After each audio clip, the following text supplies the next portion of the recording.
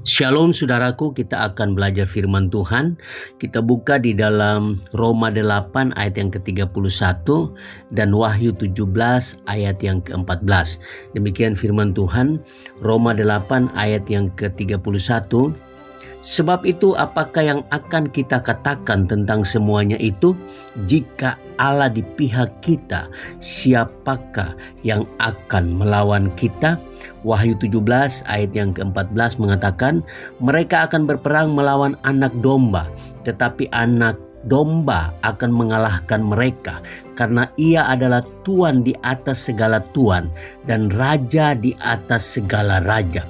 Mereka bersama-sama dengan dia juga akan menang, yaitu mereka yang terpanggil, yang telah dipilih, dan yang setia. Saudaraku, ketika kita melihat sejarah gereja dari abad ke abad sampai sekarang ini, kita melihat bahwa seringkali di berbagai tempat tampaknya musuh gerejalah yang menang. Gereja memang tidak mencari musuh, tetapi kadang orang menganggap gereja itu musuh. Bahkan hari ini musuh-musuh gereja sering tampak lebih kuat daripada gereja.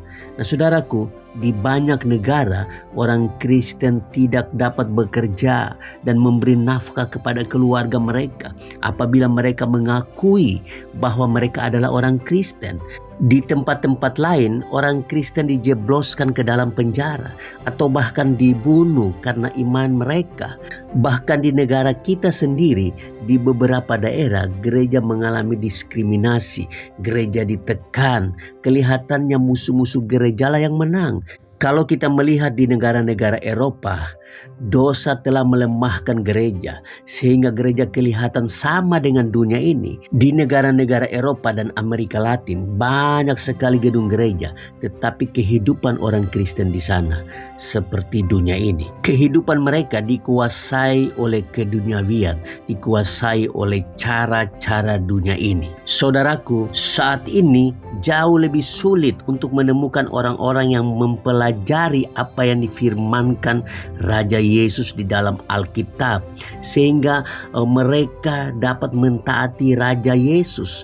Nah saudaraku, ini sudah sangat sulit kita menemukan orang yang mentaati firman Allah. Kelihatannya musuh gerejalah yang menang.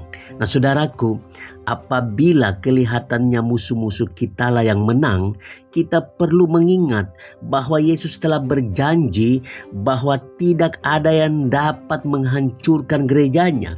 Musuh kita adalah musuh Allah juga. Yesus sebagai Raja atas segala sesuatu, Yesus mengekang mereka demi kita. Yesus berperang melawan mereka demi kita. Itu berarti Yesus menahan mereka dari melakukan segala kejahatan dan segala tindakan yang dapat melukai kita, yang mungkin mereka lakukan. Saudaraku, ingat baik-baik bahwa Yesus hanya mengizinkan mereka untuk menyakiti kita jika itu dapat menjadikan kita semakin kuat dan pada akhirnya mendatangkan kebaikan bagi kita.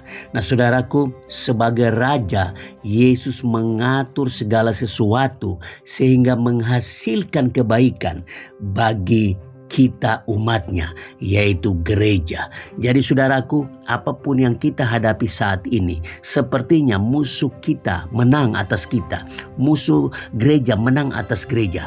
Tetapi percayalah, Yesus yang adalah Raja akan berperang menggantikan kita melawan musuh-musuh kita, melawan musuh-musuh gereja. Sepertinya mereka menang, tetapi ingat bahwa Raja kita yaitu Yesus tidak akan membiarkan gerejanya sendirian, tidak akan membiarkan umatnya sendirian, tidak akan membiarkan kita sendirian.